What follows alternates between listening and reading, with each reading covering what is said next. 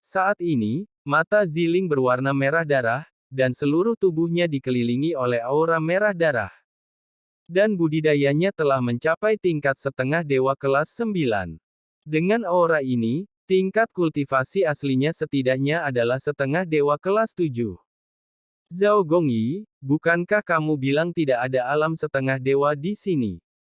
Kenapa seseorang bisa meningkatkan tingkat kultivasinya ke puncak dewa? Jenius dari klan monster Palu Batu mengumpat dengan marah. Namun di saat yang sama, bentuk tubuhnya berubah dan menjadi lebih besar, dan setelah telapak tangannya dibuka, muncul retakan. Sesuatu keluar dari celah itu, palu batu besar, dan palu batu ini memiliki aura yang sama dengannya. Itu adalah bagian dari tubuhnya. Disertai dengan serangkaian cara. Auranya awalnya adalah setengah dewa tingkat 6, tetapi dia terus meningkatkannya sebanyak 3 tingkat, dan tingkat kultivasinya mencapai tingkat setengah dewa tingkat 9. Setelah budidayanya ditingkatkan, ia melompat tinggi dan memukul Ziling dengan palu raksasa di tangannya. Dia sudah tinggi dan kuat, dan palu raksasa di tangannya bahkan lebih besar dari dia.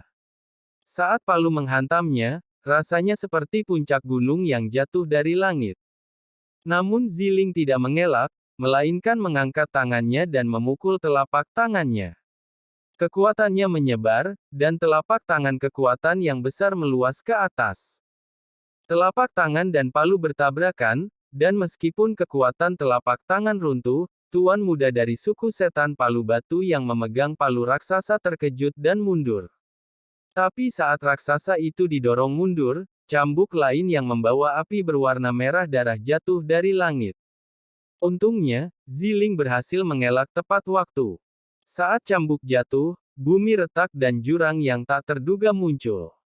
Cambuk ini sangat kuat. Itu ditulis oleh wanita dari keluarga kerajaan Phoenix. Darah penampilannya berubah saat ini, dan tingkat kultivasinya juga meningkat 3 kali lipat, mencapai tingkat setengah dewa kelas 9.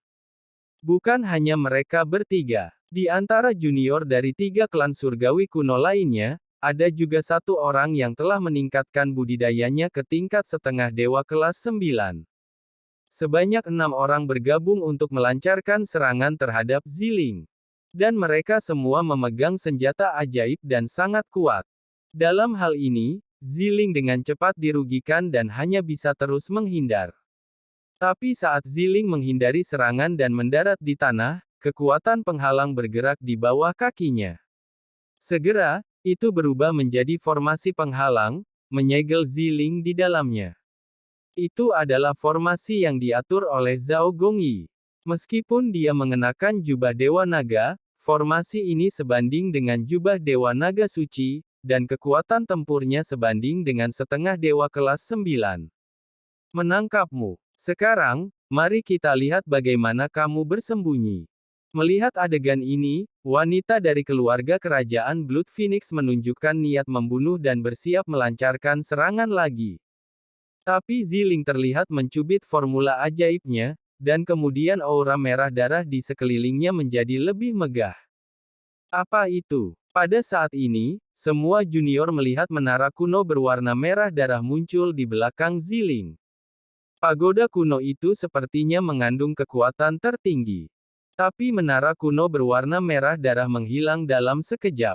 Oleh karena itu, semua anggota muda dari keluarga kuno mengira mereka telah melakukan kesalahan. Desir lala. Pada saat ini, 6 rantai berwarna merah darah muncul dari tubuh Ziling, dan rantai berwarna merah darah itu sangat cepat.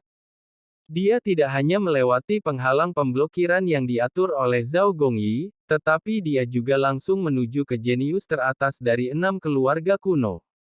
Kecuali Zhao Gongyi, 5 orang lainnya yang bertarung dengan Ziling tidak dapat mengelak. Dan orang-orang yang diikat oleh rantai berwarna merah darah tidak menunjukkan ekspresi kesakitan. Namun mereka ingin memutus rantai berwarna merah darah tersebut, namun ternyata metode serangan mereka hanya dapat melewati rantai berwarna merah darah tersebut, dan tidak dapat menyentuh rantai berwarna merah darah tersebut sama sekali. Melihat hal ini, Zhao Gongyi pun segera membentuk formasi, dan segera 5 pedang pesona muncul, menebas rantai berwarna merah darah yang mengikat kelima orang tersebut. Ini bukan bila penghalang biasa, tapi digunakan untuk menghancurkan formasi. Tapi pedang penghalangnya juga tidak efektif. Apa-apaan. Zhao Gongyi juga terlihat gelisah, karena rantai yang dia hindari masih menyerangnya. Meski kecepatannya tidak secepat serangan pertama, melihat betapa anehnya rantai merah itu, ia juga sangat takut terjerat. Di saat yang sama, 5 orang yang tersisa terus menyerang Ziling. Mereka juga dengan cepat menemukan petunjuknya. Tidak apa-apa, rantai ini tidak melukai kita, hanya mengurangi efektivitas tempur kita. Ayo bergabung dan bunuh dia, kata wanita itu. Jadi hanya itu. Oh, itu mudah ditangani. Melihat hal tersebut, Zhao Gongyi pun mengelak sambil terus menyerang Ziling. Namun setelah kekuatan tempur 5 orang lainnya menurun, mereka kehilangan keunggulan awal dan hanya bisa bertarung melawan Ziling, tidak mampu menekan Ziling. Bahkan Ziling pun tidak, bahkan senjata ilahi pun tidak. Kalian, cari mata formasinya. Zhao Gongyi diam-diam mengirim pesan kepada orang lain. Ketika Ziling bereaksi, orang-orang itu sudah berangkat mencari mata formasi. Ziling ingin menghentikannya, tapi ditahan oleh Zhao Gongyi dan yang lainnya. Pada saat yang sama, Chu Feng masih berada di dunia formasi yang disiapkan untuknya oleh Kamar Dagang Prajurit, menggunakan kekuatan di dunia formasi ini untuk mengaktifkan formasi demi kepentingan generasi mendatang. Akhirnya, formasi ke-30 untuk memberi manfaat bagi generasi mendatang telah selesai. Tentu saja, milik Chu Feng sendiri tidak terburu-buru untuk membukanya, dia ingin membantu Kamar Dagang Prajurit menyelesaikannya terlebih dahulu, sehingga dia bisa pergi dari sini. Dan ngomong-ngomong, rangkaian manfaat yang bisa diberikan kepada generasi mendatang sungguh ajaib. Di dalamnya tidak hanya berisi berbagai harta karun dan alat budidaya, tetapi juga formasi. Misalnya formasi bertahan, formasi penambah kecepatan, DEL. Menurut hubungan kerjasama yang disepakati, Chu Feng dapat memilih 6 dari 30 harta karun ini. Dan Chu Feng sudah memiliki sesuatu yang dia suka. Chu Feng keluar dari dunia formasi ini dengan 30 harta di tangannya.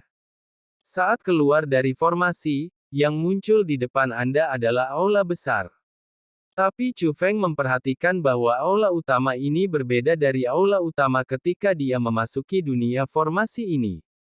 Dan di aula utama, ada orang lain yang duduk di sana. Orang ini bukanlah penatua Gao Hao, juga bukan penatua yang cantik. Itu adalah sosok yang berpakaian seperti pelayan Guild Pedagang Prajurit, tapi mengenakan topeng khusus. Chu Feng, berapa banyak yang diaktifkan? Orang itu bertanya. Tahu siapa aku? Hati Chu Feng menegang. Dari awal sampai akhir, dia mengenakan jubah yang diberikan oleh Master Jiu Dian, dan menyamarkan suaranya dari awal sampai akhir. Orang ini tahu bahwa dia adalah Chu Feng. Nada suara pihak lain sangat pasti, jadi Chu Feng tahu bahwa dia tidak punya alasan. Lupa memperkenalkan diri, saya Presiden Kamar Dagang Prajurit. Pria yang mengaku sebagai Presiden Kamar Dagang Prajurit mengeluarkan sebuah tanda di tangannya saat dia berbicara. Itu adalah token VIP Chu Feng.